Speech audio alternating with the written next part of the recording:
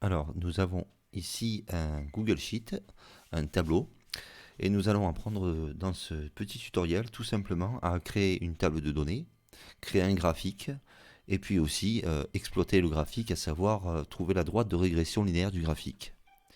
Alors on va prendre un cas général, un cas qu'on voit en mathématiques, donc une équation de type fonction linéaire, plutôt une fonction qu'une équation d'ailleurs, et nous allons donc attaquer là-dessus. Alors, on va commencer par taper un titre, hein, donc tutoriel, donc c'est en caractère gras, c'est pas grave, je modifierai après. Donc tutoriel, euh, table de données plus, plus graphique plus droite de régression linéaire, parce que c'est comme ça que ça s'appelle. Et on va à partir de là donc créer notre tableau. Alors, tout ce qui est mise en page, etc., je vais le faire juste après. Alors tout d'abord, donc, on va créer un graphique x en abscisse, f de x en ordonnée. Alors tout d'abord, on place sur la première ligne l'axe des abscisses, abscisse x, voilà. Ici, l'ordonnée y, qui est égale à f de x. Et on va placer ici toute une série de valeurs. On va en placer, nous, en ce qui nous concerne, 7 valeurs. Donc, avant de continuer, on va faire une petite mise en page. Donc, je viens jusqu'ici. Là, je vais faire le style de la bordure simple et tous les bords. Ensuite, bon, là, ça dépasse, ça me plaît pas. Donc, ce que je fais, je sélectionne l'intégralité du tableau, format, aligné au centre, format aligné au milieu, mais là c'est pas bon, donc je voudrais que ça soit beau. Hop, activer le retour à la ligne automatique ici. Voilà. Bon, pas très très joli, on écarte un peu, voilà, et ça va très très bien. Là ici pareil, hein, c'est un titre, donc je vais fusionner mes cellules, histoire que mon titre soit bien présenté. Hop, on va finir un petit peu la mise en page. J'aime bien le violet. J'aime bien quand c'est centré en haut. Voilà. Après, c'est une histoire de ouf. Ici, c'est pareil. On va juste... Voilà. Comme ça, au moins, c'est ordonné. Tiens, là, on va faire clic droit. Ah non, c'est pas clic droit. Je confonds avec Google Doc. Donc ici, couleur de remplissage. Jaune clair numéro 2. Voilà. Bon, tout ça, c'est tout simplement de la présentation. Là, je vais enlever les caractères gras ici. Alors, une table de données, donc on va rentrer des abscisses. Mettons la première abscisse 0.0001. Alors, ici, il y a un premier problème, c'est que Google Sheet ne comprend pas le point. Donc il faut lui marquer virgule. Donc on ne marque pas 0.0001, on marque 0,0001. Deuxième problème, c'est l'écriture scientifique. C'est-à-dire que là, il y a trop de zéros, moi ça ne me plaît pas. Et ça ne plaît pas à un scientifique de toute manière, donc il y a 4 zéros, ce qui veut dire que cette valeur est égale à 1 fois 10 exposant moins 4. Qu'on tape ici 1, E, moins 4. Et hop, ça nous fait l'exposant. Ici, 2, E, moins 4, 3, E, moins 4, etc. Alors on va voir si ça marche, je vais essayer de faire ça. Je prends ces deux-là. C'est magnifique. Voilà. Donc là, j'ai toutes mes valeurs qui apparaissent. Je vais simplement réduire un tout petit peu la taille de police parce que bon là quand même voilà.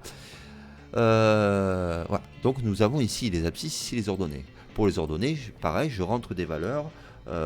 Donc ici pour 1e-4, je vais rentrer 0,250.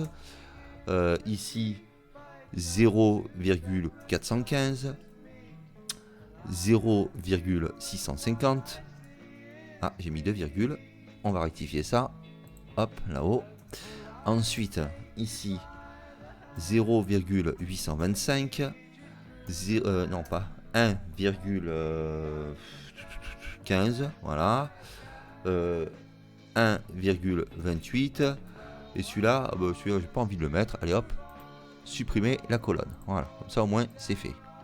Ah, là je vois pas tout, donc ce que je fais, hop, format activer le retour de la ligne. Et j'arrête de dire hop. Maintenant, on a notre table de données. Si on appréhende un résultat de type fonction linéaire, ça veut dire que cette fonction va passer par le point d'origine du repère, donc de coordonnées 0, 0. Donc je vais rajouter ici, et ce sera utile d'ailleurs pour la suite, vous verrez pourquoi, une colonne. Donc j'insère une colonne à gauche, et cette colonne, je vais donner les valeurs 0, 0. Bien, alors maintenant on a créé notre table de données, on va passer à l'étape suivante. Et l'étape suivante, ça consiste à créer un graphique à partir de cette table de données. Alors pour créer un graphique, on doit tout d'abord sélectionner ici les deux lignes correspondantes. Au préalable, ce qu'il est important de savoir, c'est que par défaut, la première ligne sera l'axe des abscisses et la deuxième ligne sera l'axe des ordonnées. Si on avait fait une présentation en colonne, ça aurait été pareil. La première colonne aurait été par défaut l'axe des abscisses et la deuxième celle de l'axe des ordonnées. Il est possible après insertion d'un graphique d'inverser abscisse et ordonnées du graphique, mais c'est quand même assez compliqué, donc autant appréhender le résultat en présentant correctement son tableau de départ. Donc j'en reviens à l'insertion d'un graphique. Pour insérer un graphique, on clique sur Insertion, Graphique, oh là là, quelle surprise, et notre graphique apparaît. Bon, notre graphique, donc une série de points. Déjà, cette série de points, moi je voudrais voir une courbe. Alors on va prendre une courbe, ici, une courbe, pour commencer, on va prendre une courbe lissée. Donc il me semble que celle-là c'est bon, voilà. Vous voyez, c'est une courbe lissée. Résultats expérimentaux, on n'a pas une droite parfaite. Même si on doit après en revenir à la droite parfaite, à savoir celle qui passe au plus près des points. Mais ça, on va revenir après là-dessus. Alors tout d'abord, un petit peu de présentation. Déjà, on voit bien que j'ai bien l'axe des abscisses au niveau des abscisses, les ordonnées au niveau des ordonnées. Je vais ici présenter les abscisses et ordonnées et le titre comme il faut si j'en ai envie. Donc on clique sur Personnaliser et ensuite sur Légende. La légende, ici, on va pouvoir modifier les légendes. Mais il y a un truc qui est assez rapide, c'est que si je clique ici directement, par exemple, sur ordonnée y égale ordonnée y égale f de x, voilà, je peux directement modifier le titre du graphique, à savoir, bah, tiens, je veux que ce soit en caractère gras, je veux que ça soit centré, je veux que ce soit, mettons, en rouge, hein, voilà. Et là, c'est présenté comme je le souhaite. Pareil pour l'axe des abscisses, bon, je clique sur l'axe des abscisses, et pareil, je vais faire une petite présentation. Mettons là, je veux que ce soit, en bleu. Voilà, tiens, voilà, c'est en bleu. Je veux que ce soit en gras, centré. Bon, bah, c'est aligné de manière centrée par défaut, donc tout va bien. Et on peut aussi modifier la taille de la police ici, mais on va pas le faire. Pareil pour ordonner, donc j'ai mis bleu. Donc je vais maintenir le même format, pardon, et voilà. Donc j'ai fait ma présentation. Maintenant, on va passer aux choses un petit peu plus sérieuses, c'est-à-dire que cette courbe devrait être dans l'idéal une droite, ce qui n'arrive quasiment jamais dans la pratique. Mais on va ici tracer automatiquement cette droite, et non seulement la tracer automatiquement, mais faire apparaître l'équation de cette droite. Alors, pour cela, on va sur Personnaliser, ici. Là, je baisse ma ligne. Donc, Personnaliser, on va sur Série, ordonnée égale f de y, donc c'est bon, j'ai ma série qui est de couleur bleue, je peux toujours changer ma série ici, mais c'est pas du tout intéressant. Là, on touche à rien, et on va mettre ici ce qu'on appelle une courbe de tendance. Je clique sur courbe de tendance, et là vous remarquerez, la courbe de tendance ici, elle apparaît sur ma courbe. Donc, je vais essayer de la distinguer. Pour la distinguer, je vais changer sa couleur. Mettons que ma courbe de tendance, alors attendez, on va la mettre en jaune très foncé peut-être. Allez, jaune très foncé, ça ne se voit pas très bien. On va changer, on va la mettre en rouge. Hein, voilà, c'est très original le rouge. Voilà, donc ici, c'est en rouge pâle. Ici, vous avez la courbe de tendance. Donc la droite qui passe au plus près d'un maximum de points. C'est d'ailleurs celle souvent qu'on exploite en sciences physiques. Maintenant, ce qui serait bon, ce serait d'avoir l'équation de droite. Et là, vous voyez, par erreur, j'ai cliqué n'importe où sur la case à côté. Qu'à cela ne tienne, je peux revenir au menu, tout simplement en cliquant sur le graphique, sur les trois petits points en haut, je fais modifier le graphique et je reviens à mon menu. Donc, personnaliser, série. Je veux faire apparaître maintenant l'équation de la droite. Eh bien, c'est très simple. Je dois d'abord indiquer le type d'équation. Donc, linéaire, exponentielle, polynomiale, etc.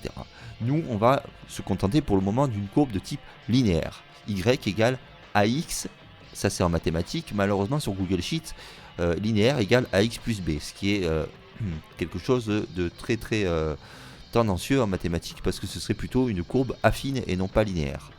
mais bon, ce n'est pas grave, on va faire avec.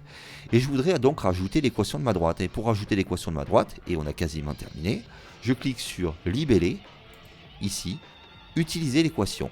Et là, j'obtiens l'équation de ma droite. Et vous voyez ici, j'ai une ordonnée à l'origine qui est très très proche de 0. Et ici, j'ai le coefficient directeur de ma droite qui apparaît. Voilà. Et si je veux vérifier que ma courbe de tendance est proche ou éloignée de mes points, je clique, alors ça c'est un peu hors programme, mais sur la valeur R carré. En gros, c'est l'écart moyen de mes points par rapport à cette courbe de tendance. Et plus la valeur ici est proche de 1, et plus votre courbe initiale est proche de la droite. Voilà. On n'est pas obligé de le noter, on peut l'enlever.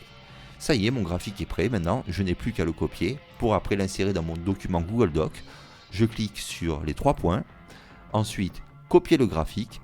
Et c'est terminé. Après un simple transfert sur Google Doc, je vais sur mon Google Doc. Je clique sur la zone dans laquelle je veux coller mon graphique. Et là, je fais coller ou alors les touches CTRL plus V en même temps. Voilà. Bien, à vous maintenant de jouer avec vos propres problèmes. Merci, au revoir.